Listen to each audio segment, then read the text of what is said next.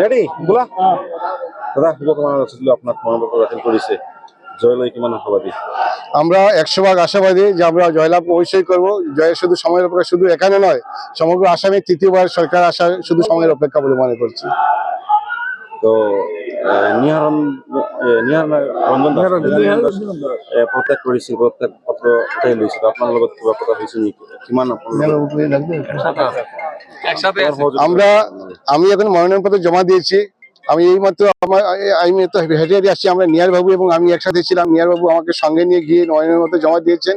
Near বাবু একসঙ্গে ছিলাম। ওই মাত্র 2 স্টেপ এগিয়ে আসছি। ওই আপনাদেরকে পেয়ে গেছি। নিয়ার বাবু আমাদের সঙ্গে আছেন। আর একটা কথা বলবো, এটা সংস্কার যে মানবাধিকার কথা বলেছিলেন অনেকেই, যে মানবাধিকার তো আমাদের মধ্যে হয়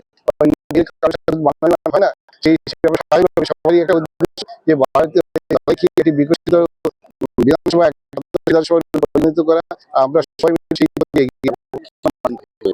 আমাদের মনে হচ্ছে যে মুখ্যমন্ত্রী হেমন্ত বিশ্ব সরকার কাজ করে যাচ্ছেন, যে দেখেছেন মাঠ থেকে জমা দিচ্ছে সেই মাঠের অবস্থা থেকে